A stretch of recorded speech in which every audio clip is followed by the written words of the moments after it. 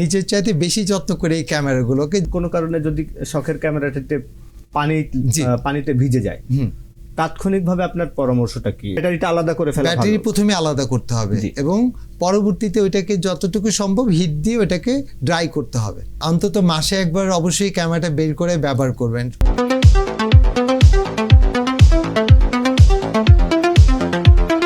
আপনার শখের ক্যামেরাটি হঠাৎ যদি নষ্ট হয়ে যায়, সেক্ষেত্রে কি করবেন?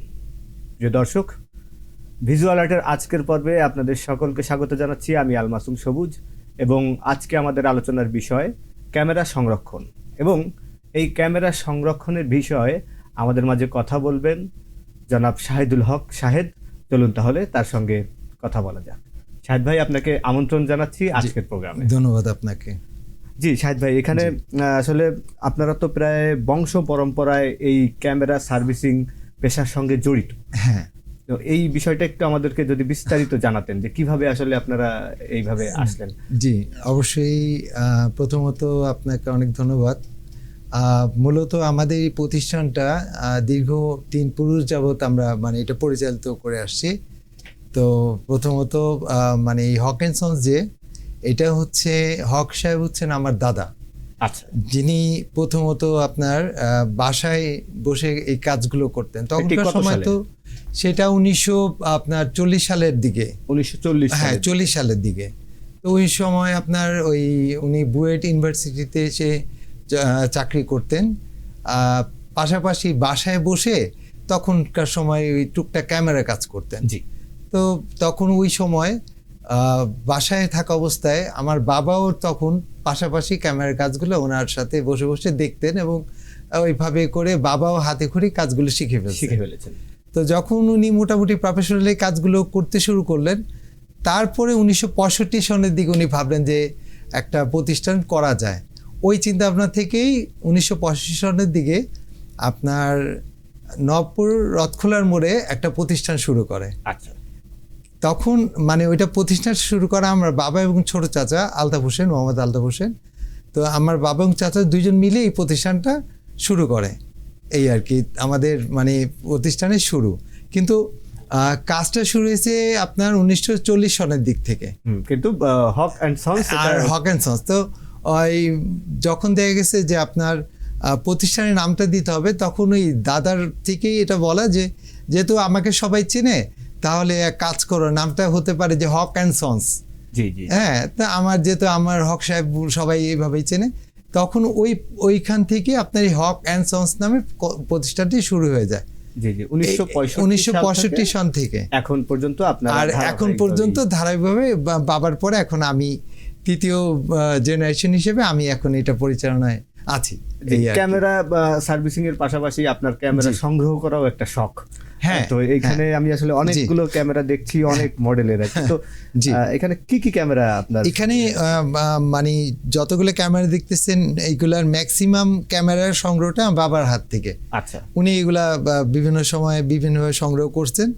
তো ওইগুলোই আমি আবার যতটা সম্ভব আমি আমার নিজের চাইতে বেশি যত্ন করে এই ক্যামেরাগুলোকে, এগুলো আমার একটা ড্রিম বা স্বপ্ন। এগুলো কি সবই ফিল্মের ক্যামেরা? এগুলা সবই ফিল্ম ক্যামেরা। এগুলো হচ্ছে আপনার আগের দিনের আপনার 120 ক্যামেরা। হ্যাঁ, এটা হচ্ছে আপনার, এগুলো হচ্ছে 36 এক্সপোজ ফিল্ম। এটা হচ্ছে আগে যে ফিল্ম যেটা ছিল, লাস্ট আপনার যে নরমাল এসএলআর ক্যামেরাগুলো ইউজ হইতো, তখনকার সময় এই ফিল্মটা ইউজ হইতো। আচ্ছা। আর এটা কি ক্যামেরা? এটা হচ্ছে 110 ক্যামেরা। এই ক্যামেরাটার একটা বিশেষত্ব হচ্ছে এটার সাথে আপনার ওই একটা রেডিও আছে, যে রেডিওতে হ্যাঁ হ্যাঁ হ্যাঁ হ্যাঁ এটা আপনার ওই রেডিওতে গান শোনা যায়, প্লাস হচ্ছে এটা হচ্ছে 110 ক্যামেরা। ক্যামেরা ছবিও তোলা যাবে, গান শোনা যেত, রেডিও। অনেক চমৎকার। এই জন্য আমি পরে অনেক কষ্টে আমি এটা সংগ্রহ করছিলাম। এটা হচ্ছে মডেলটা হচ্ছে এটা 100 ন্যাশনাল ক্যামেরা এটা। তারপরে যেমন এটা হচ্ছে আপনার একটা ভ্যালু সিস্টেম, একটা 120 ক্যামেরা। হ্যাঁ, এটা আপনার জার্মানি তৈরি একটা ক্যামেরা। আচ্ছা আচ্ছা। এটা খুব পুরনো একটি মডেল ক্যামেরা। এটা কি ফিক্সড লেন্স? একটাই লেন্স এটা? হ্যাঁ, লেন্স একটাই, বাট এটার খুব হলো যে এটা আপনার ছবি তুলতে হলে আপনাকে এটা ফিট সম্পর্কে আপনার ধারণা থাকতে হবে। যে আপনি যার ছবি তুলবেন সে হয়তো 10 ফিট দূরে দাঁড়ানো আছে, কিন্তু আপনাকে এটা ফিটটা জানতে হবে। তারপরে আপনি এটাকে ওই লেন্সের মধ্যে ওইভাবে ফোকাসিং মানে ওনার করলে দূরত্বটা কতটুকু দূরত্ব সাবজেক্টের আপনি সেটা যদি বুঝতে এটা হবে। ক্যালকুলেশন না করতে পারেন তার ছবিটা আউট হয়ে যাবে। আচ্ছা আচ্ছা, এটা অনেক মানে জটিল ছিল। অনেক জটিল ছিল, যেটা এখন আপনি টিপ দিলে ছবি উঠে যায়। হ্যাঁ, এখন তো But আমরা তখন এটা ছিল না, তখন আপনাকে এটা ডায়ামিটার, ফিল্ম ফ্রেম এবং আপনার ফোকাস সম্পর্কে ধারণা থাকতে হবে। যে এইগুলো বোধহয় আমরা চলচ্চিত্রে দেখতাম আগের কালের যে সিনেমাগুলো হ্যাঁ, হতো, এটাতে কি জি, দুইটা লেন্স?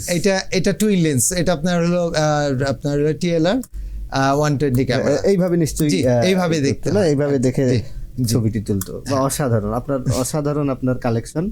হ্যাঁ এইটা বোধহয় আপনার অনেকের কাছেই তখন হ্যাঁ, available এটা ছিল, আপনার তাই না? পরবর্তীতে আসছে। এটা আপনার ফিল্ম ক্যামেরা, এইগুলো যে নর্মাল আপনার 36 এক্সপোজ ক্যামেরাগুলো জি, হয়। জি, জি। হ্যাঁ, রোলি, এই ক্যামেরাটা জার্মানি তৈরি ক্যামেরা। এটাও আপনার তখনকার সময় খুব ছিল। এটা এটা box। এটা হ্যাঁ হ্যাঁ, এটা 120 ক্যামেরা, জি, এটা জি। বক্স। আর এই গোল্ডেন কালারের এটা আসলে কি ক্যামেরা? এটা খুবই ফিল্ম cute একটি ক্যামেরা, এটা 36 এক্সপোজ, এটা ফিল্ম ক্যামেরা। এটা দেখতে খুব সুন্দর গোল্ডেন হ্যাঁ, খুবই- কালেকশন।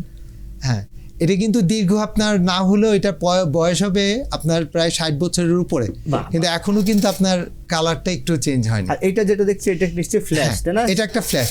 জি, তখনকার দিনে এই ফ্ল্যাশটার তখনকার সময় আপনার এটা 1958 সালের দিকে ইউজ হতো। বাহ। আপনার এটা একটা বাল্বে একটা ফ্ল্যাশ হবে, মানে এই একটা বাল্বে একটাই ফ্ল্যাশ, একটাই ফ্ল্যাশ হবে। তারপরে এটির আর কোনো না, ওই বাল্বটা কার্যকারিতা ফেলে দিয়ে থাকবে আবার না। নতুন একটা বাল্ব ইউজ করতে তাহলে হবে। এখন এই যে বাল্বটা আছে এটা দিয়ে কি একটাই ফ্ল্যাশ হতো? না, এখন বাল্ব নেই। বাল্বটা আপনার এই ঠিক ওই যে মাঝখানে আচ্ছা, যে হোলটা মাঝখানে দেখছেন, যেটা। জি, জি। এখানে আপনার বাল্বটা ফিট করবেন। ফিট করার পরে ওই ফ্ল্যাশ হওয়ার পরে বাল্বটা ফেলে আবার নতুন আরেকটা বাল্ব ইউজ করবেন। আচ্ছা আচ্ছা, মানে এটা এই যে হচ্ছে ভেতরে যে বাল্বটা থাকে Right, এই right. বাল্বটাই জি, শুধু পরিবর্তন বাল্বটা করা পরিবর্তন দরকার। করতে হবে। বা অনেক জটিল ছিল জি। বিষয়গুলো আর কি। হ্যাঁ। অনেক ভালো লাগলো আপনার সঙ্গে আলোচনা করে। জি। এখন আরেকটা প্রসঙ্গে আমি আসি, সেটি হচ্ছে আপনি তো ক্যামেরাও সার্ভিস করেন। তো জি, সেই জি। ক্ষেত্রে বেশিরভাগ সময় হ্যাঁ। কোন ধরনের সমস্যা নিয়ে আপনার কাছে মানুষ আসে? আমার কাছে মানে অসংখ্য রকমের ক্যামেরার সমস্যা নিয়ে মানুষ আসে, তবে আপনার বেশিরভাগ ক্ষেত্রে হয়তো দেখা গেছে হঠাৎ ক্যামেরা পাওয়ার আসে না, বা আপনার লেন্সগুলা আপনার যদি রেখে দেওয়া হয় অনেকদিন পরে আপনার বের করলে দেখা গেছে ওটা ফাঙ্গাস পড়ে যাচ্ছে। যেটা আমাদের দেশের ওয়েদারটা খুবই এরকম ময়েশ্চারাইজার খুব বেশি, তো তখন আপনার ওগুলাকে সার্ভিসিং করার জন্য নিয়ে আসে। জি জি। আর সাধারণত আপনার ইদানিং যে লেন্সগুলো আসছে সেগুলো আর ওই রেবনটা কেটে যায়, আচ্ছা। লেন্সের রেবন কাটে, বা আপনার যে ডিএসএলআর ক্যামেরা সেগুলো আর আপনার মাদারবোর্ডগুলো এখন ফল্ট করে। জি। এগুলো ইলেকট্রনিক্স ক্যামেরা, এগুলো আর মাদারবোর্ড নষ্ট হয়ে যায়। এইসব কারণগুলো খুব বেশি অ্যাভেলেবেল। আরেকটা বিষয় ধরেন অনেক সময় অনেকে ভ্রমণে যায়, হ্যাঁ, তো সেক্ষেত্রে ধরেন কোনো কারণে যদি শখের ক্যামেরাটিতে জি। পানিতে ভিজে যায়, হুম, তাৎক্ষণিকভাবে আপনার পরামর্শটা কি? যে ধরেন আমার ক্যামেরাটি হঠাৎ জি। পানিতে পড়ে গেল, হ্যাঁ, অথবা কোনো জি। কারণে ক্যামেরাটির উপর পানি পড়লো, Right. সেক্ষেত্রে আমি কি করতে পারি? যদি আপনি এমন হয় যে আপনি কক্সবাজার আপনি ঘুরতে গেছেন ফ্যামিলি সহ, এখন হঠাৎ একটা ঢেউ এসে আপনার ক্যামেরাটা হয়ে গেল, এখন ওই মুহূর্তে খুব ইনস্ট্যান্ট প্রয়োজন হবে ওইটাকে হেয়ার ড্রাই বা হট গান দিয়ে আপনার ওই হিট দিয়ে ওই ক্যামেরাটাকে সচল করা তাৎক্ষণিকভাবে, এবং ওই অবস্থায় কোনো অবস্থায় যেন ব্যাটারির পাওয়ার না দেওয়া হয়। আপনি সেক্ষেত্রে যদি ব্যাটারিটা আলাদা করে ফেলা ব্যাটারি ভালো। প্রথমে আলাদা করতে হবে, জি। এবং পরবর্তীতে ওইটাকে যতটুকু সম্ভব হিট দিয়ে ওইটাকে ড্রাই করতে হবে। এটা হচ্ছে প্রাথমিক অবস্থায় কাজ, এবং পরবর্তীতে অবশ্যই সেটা সার্ভিস সেন্টারে নিয়ে যেয়ে ওটাকে টোটাল ওপেন করে কাজ করতে হবে। আচ্ছা, এটা আচ্ছা। হচ্ছে প্রাথমিক অবস্থা, এটা কাজ করা নিয়ম। সেক্ষেত্রে যারা আমরা ক্যামেরা ব্যবহার করছি, এই ক্যামেরাটি রক্ষণাবেক্ষণের ক্ষেত্রে এই যে আপনি বললেন একটু আগেই যে লেন্সে ফাঙ্গাস পড়ে যাচ্ছে, হ্যাঁ। তো এই ক্যামেরা রক্ষণাবেক্ষণের ক্ষেত্রে আমাদের কি কি পদক্ষেপ নেওয়াটা মনে করেন যে ভালো? প্রথমত আমি কয়েকটা ব্যাপার সবসময় আমি সব কাস্টমারদের বলে থাকি, সেটা হচ্ছে যে অন্তত মাসে একবার অবশ্যই ক্যামেরাটা বের করে ব্যবহার করবেন। অনেকেই আছে 1 বছর হয়তো ফেলে রাখছে, এই 1 বছর পরে হঠাৎ মনে হইলো যে একটা প্রোগ্রাম আসছে, ক্যামেরাটা বের করি। আচ্ছা। তো ওই সময় কি হয়, আপনার এখন তো সব ব্যাটারি চালিত ক্যামেরা, জি। তো ব্যাটারিটা যদি আপনার 1 বছর ফেলে রাখেন, তো ভিতরে যে সেলগুলো থাকে সেগুলা ওই রিচার্জ করতে হয়, অন্তত মাসে একবার অন্তত রিচার্জ করতে হবে, মাসে একবার অন্তত রিচার্জ করতে হবে। তো ওই জিনিসটা কেউ করে না, যার কারণে আপনার ওই টোটাল ব্যাটারিটাই ফল্ট করে। আর অরিজিনাল ক্যামেরার সাথে যে ব্যাটারিটা থাকে, আপনি পরবর্তীতে হয়তো ব্যাটারি কিনতে পারবেন, বাট ওইটা অরিজিনাল ব্যাটারির মতো হবে না। ওইটা একটা ব্যাকআপের যে বিষয়টা আছে, ওইটা অনেক ইম্পর্টেন্ট। সেক্ষেত্রে ক্যামেরার বডিতেও কি কোনো সমস্যা হয় দীর্ঘদিন ফেলে রাখলে? হ্যাঁ হ্যাঁ, তো ওই যে আপনার এই যে আমাদের দেশে ওয়েদার তো ভালো না, হ্যাঁ। আপনার লেন্সে ফাঙ্গাস চলে আসে, বা আপনার যে আপনি ব্যাটারি বললেন আপনার ক্যামেরা পাওয়ার আসতেছে না, তখন আপনার দেখা গেছে যে আপনার হয়তো ভিতরে আপনার সার্ভিসিং করলে অনেক সময় হয়ে যায়, বাট ম্যাক্সিমাম সময় দেখা গেছে মাদারবোর্ডগুলো ফল্ট করে। সেক্ষেত্রে মিনিমাম মাসে অন্তত একবার অন্তত আপনি আপনার প্রোগ্রাম না থাকুক, কিন্তু আপনি একবার বের করে একটু ব্যাটারিটা রিচার্জ করলেন, ক্যামেরাটা কিছুক্ষণ চালায়, তারপর আপনি রেখে দেন আবার। কিন্তু রাখার সময় আরেকটা জিনিস খেয়াল রাখতে হবে যে আপনি অবশ্যই কাঠের কোনো আসবাবপত্র রাখবেন, কাঠের কোনো ড্রয়ারে। আপনি কোনো স্টিল আলমারি বা স্টিল আলমারি টাইপের কোনো বিষয় রাখা যাবে না। এই জিনিসটা খুব ইম্পর্টেন্ট। কি হবে সমস্যা? ওটা কি হয়, ওটা আপনার স্টিল আলমারিটা এমনিতেই একটা ড্যাম ব্যাপার। ওখানে যে আপনি ক্যামেরাটা রাখেন, যে কোনো মুহূর্তে আপনার ক্যামেরাটা ফল্ট করবেই। আচ্ছা, এই জন্য আমরা সবসময় বলে দিই যে আপনি খুব শুকনো ড্রাই জায়গা রাখবেন। মানে সেক্ষেত্রে কাঠের আলমারি, কাঠের আলমারিটা সব বেস্ট অপশন। বা অনেকের তো এখন ওই যে প্লাস্টিকের যে এইগুলো আছে, ওটাও ভালো, ওটাতেও কোনো সমস্যা হয় না। মানে শুধুমাত্র স্টিলের যে ব্যাপার, স্টিলের ব্যাপারটা অবশ্যই এড়িয়ে যেতে হবে। আর লেন্সের ক্ষেত্রে আমাদের কি পরামর্শ থাকবে? লেন্সটা সাধারণত আপনার রেগুলার যারা ইউজার তাদের জন্য আমি মনে করি মানে ভালো। তাদের হয় কি, লেন্সগুলো রেগুলার ব্যবহারের ক্ষেত্রে আপনার ফাঙ্গাসটা কম ধরে। আর যদি আপনি লং টাইম রেখে দেন, ওই ক্ষেত্রেই ফাঙ্গাসটা খুব তাড়াতাড়ি চলে আসে।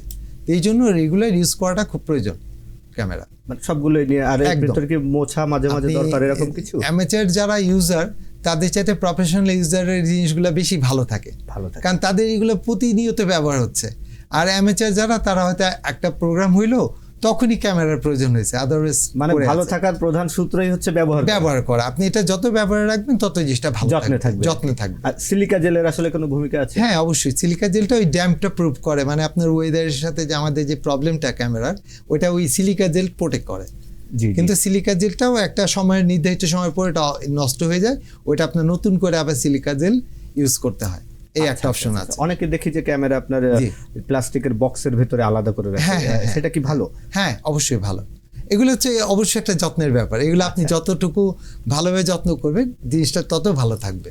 জি, আপনাকে অসংখ্য ধন্যবাদ আমাদের অনুষ্ঠানে আজকে উপস্থিত হওয়ার জন্য। আপনাকে অনেক অনেক ধন্যবাদ, এবং খুব ভালো লাগলো আমার এখানে এসে, এবং আপনার বাংলা ভিশনকেও আমি অনেক কৃতজ্ঞ আমার এখানে আসার জন্য। ধন্যবাদ। জি, আপনাকে ধন্যবাদ। প্রিয় দর্শক, আশা করি আজকের অনুষ্ঠানটি আপনাদের ভালো লেগেছে। ভিডিওগ্রাফি এবং ফটোগ্রাফি সংক্রান্ত যে কোনো প্রশ্ন অবশ্যই আমাদের কমেন্ট বক্সে জানাবেন। আমরা চেষ্টা করব সেই প্রশ্নগুলোর সঠিক উত্তরটি আপনাদেরকে দিতে এবং সেই অনুযায়ী আমাদের অনুষ্ঠানগুলো তৈরি করতে। আজকের মতো বিদায় নিচ্ছি। আপনারা সকলে ভালো থাকবেন, সুস্থ থাকবেন। আল্লাহ হাফেজ।